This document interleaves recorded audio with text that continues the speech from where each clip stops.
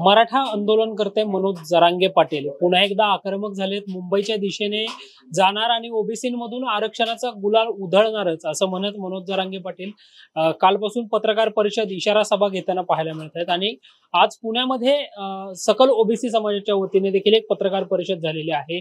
आपल्यासोबत ऍडव्होकेट मंगेश ससाने आणि मृणाल ढोले पाटील आहेत। दादा, आज आपण पत्रकार परिषद घेतलेली आहे, प्रामुख्याने काय मागणी आहे?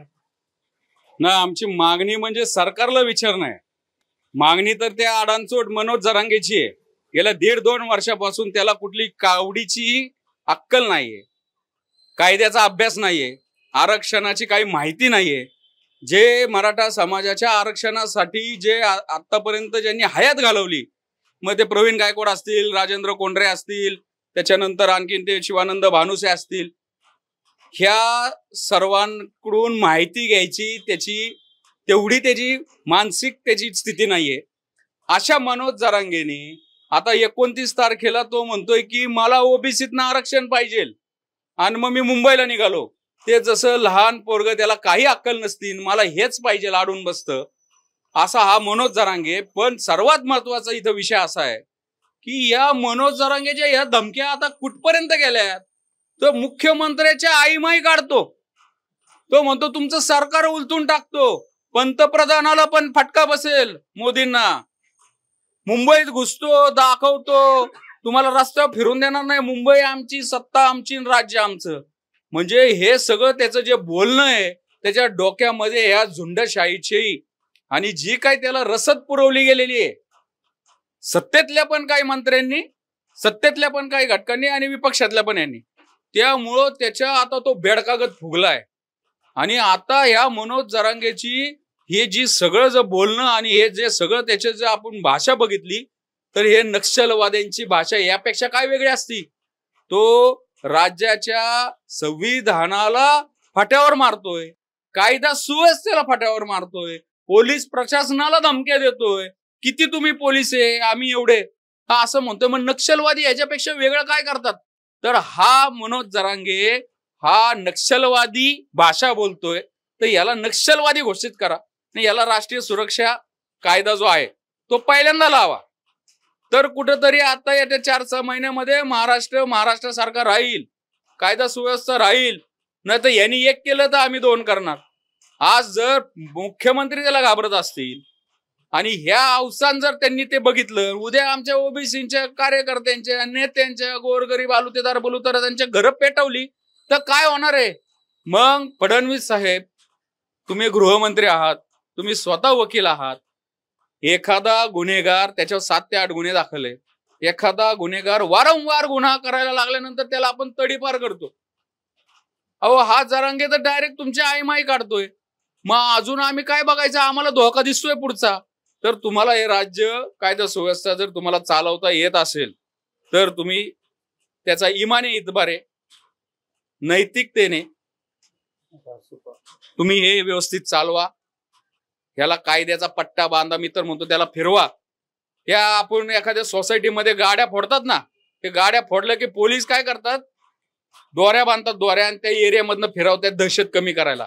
तर ह्या जरांगेला आहे ना, ह्या मुंबईतनं आणि आंतरवालीतनं याला फिरवलं पाहिजे महाराष्ट्रातनं, मग ह्याची दहशत कमी होईल। नाहीतर सरळ तुम्ही हे सरकार बरखास्त करा आणि राष्ट्रपती राजवट लागू करा, जर तुम्हाला जमतच नसेल तर। अजून काय बघायचं राहिलंय? मुख्यमंत्र्याला धमक्या, डायरेक्ट त्याच्या आईमाईला धमक्या, आम्ही सरकारमधनं खाली खेचून माझ्या नादी लागू नका। आतापर्यंत कोणता नक्षलवादी पण असं पुढे येऊन बोललेला नाहीये। मग हा मनोज जरांगे हा नक्षलवादी व्हायच्या मार्गावर आहे आणि हा चिथावणी देतो, आणि याच्या चिथावण्यांनी मुर्दे पडले, घरं जायली गेली, आमदारांची घरं जायली, आता वर्षा निवासस्थान जाळायची वाडा बघताय का?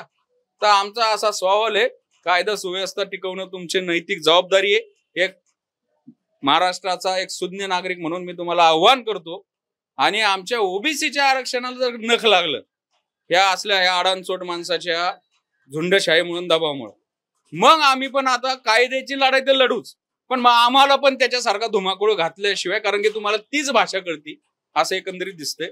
तर हा आमचा तुम्हाला इशारा आहे। मृणाल दादा, जरांगे पाटील ज्यावेळी म्हटले की मी मुंबईला येणार, त्यावेळी सरकारने तात्काळ मराठा आरक्षण उपसमितीचं पुनर्गठन केलं. चंद्रकांत दादांऐवजी राधाकृष्ण विखे पाटलांना तिथं अध्यक्षपद दिलं. 12 जणांचा समितीमध्ये समावेश झाला. मागच्या वेळी सुद्धा जरांगे पाटलांनी आंदोलनाची हाक दिल्यानंतर दादा पाटलांच्या नेतृत्वाखाली मराठा आरक्षण उपसमिती स्थापन करण्यात आली होती. मागच्या वेळेस जी समिती दिली होती त्या समितीने अहवाल दिलेला आहे, त्याला चंद्रकांत दादा पाटील समिती अहवाल म्हणतात. मनोज जरांगेंनी तो वाचावा. त्याच्यामध्ये अतिशय स्पष्टपणे नमूद केलेलं आहे की ईडब्ल्यूएसचं जे 10% आरक्षण आहे त्यातलं 85% जागा या एकट्या मराठा समाजाला भेटलेल्या आहेत. मराठा समाजाला सारथीमध्ये प्रचंड निधी भेटला, हजारो करोडचा अण्णासाहेब पाटील महामंडळामध्ये निधी भेटला, त्यांच्या मुलांना पूर्ण स्कॉलरशिप भेटली. ओबीसीला ना स्कॉलरशिप भेटली, ना महामंडळाला पैसे भेटले, ना महाज्योतीची कुठली इमारत उभी राहिली. मग एवढ्या सगळ्या सवलती दिल्या असताना काय गरज होती आरक्षण मागण्याची? आरक्षणही दिलं, वेगळं दिलं. ऑलरेडी रिपोर्ट होता, सुप्रीम कोर्टचा निर्णय होता की मराठा समाज हा मागास नाही.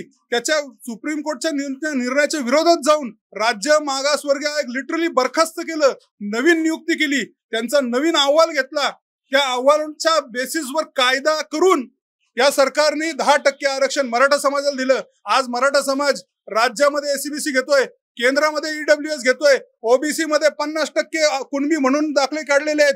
याशिवाय ओपन मधनही फॉर्म भरतोय.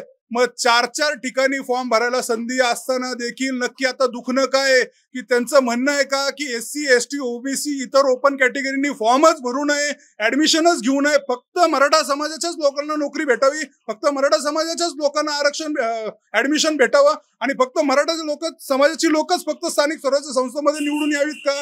ही मागणी आहे का? मग तसं तरी सांग एकदा स्पष्टपणे. आणि मी स्पष्ट सांगतो, याचं नुसतं उपसमिती नाही, त्यांनी त्या मराठा समाजाचा जो निकाल आला ती निकाल समजून घेण्यासाठी 4-4, 5-5 विधिज्ञांची कमिटी नेमली. त्यांना 5-5, 10-10, 20-20 लाख रुपये आजपर्यंत खर्च केले. त्यांना एक्सटेन्शनवर एक्सटेन्शन दिले. 170 पानांचा निकाल, 4 वकील सिन्सिअर बसले. मग महाराष्ट्रात अख्खं विधी डिपार्टमेंट आहे ना, मग ते विधी डिपार्टमेंट काय काम करतं? ते विधी डिपार्टमेंट काम करत नाही म्हणून तुम्हाला तज्ज्ञांचे 4 लोक द्यायला लागले, त्यासाठी लाखो रुपये महिन्याला खर्च करावे लागले. एवढा करून जर ते निकाल समजून 1 तासाचं काम आहे, जर ज्येष्ठ विधिज्ञ म्हणतात, तुम्ही एक्सपर्ट म्हणता ना, एक्सपर्ट लिगल एक्सपर्ट्स, मग त्यांना 1 तासाचं काम आहे सरकारला समजून सांगणं की बाबा काय झालं आणि काय नाही. पण यांनी महिन्यावर एक्सटेन्शन, फक्त डॉक्युमेंट्स काय घेतलेत म्हणजे दारूचे पास, जेलची एंट्री ही पण ग्राह्य धरावी याच्यासाठी शिंदे सरकारने शिंदे समिती काढली. त्या शिंदे समितीला एक्सटेन्शनवर एक्सटेन्शन, त्याच्यावर करोड रुपये खर्च, उपसमितीवर करोड रुपये खर्च, त्या शिंदे समितीवर करोड रुपये खर्च, लिगल समितीवर करोड रुपये खर्च. अरे एससी एसटी ओबीसी आहेत का नाही? या घटनेची जबाबदारी या सरकारवर टाकलेली आहे की जे मागास आहेत, सामाजिक आर्थिक मोठे OBC, VJNT, SBC, SC ST असतील, यांच्या हितांचं संरक्षण करायचंय. या सगळ्या समितींमध्ये कुठे आहेत मला सांगा? एससी एसटी ओबीसी व्हीजेएनटी साठी यापैकी कुठली एक समिती आहे का? त्यांच्या महामंडळांना पैसे भेटतात का? त्यांच्या पोरांना स्कॉलरशिप भेटतात का? 100 कोटी रुपये 2-2 वर्ष तुम्ही दिले नाही म्हणून आमचे पोरं तिथं आत्मदहन करण्याचा प्रयत्न करतात. ते तुम्हाला दिसत नाही महाराष्ट्रामध्ये. आणि नुसतं समितीवर समिती.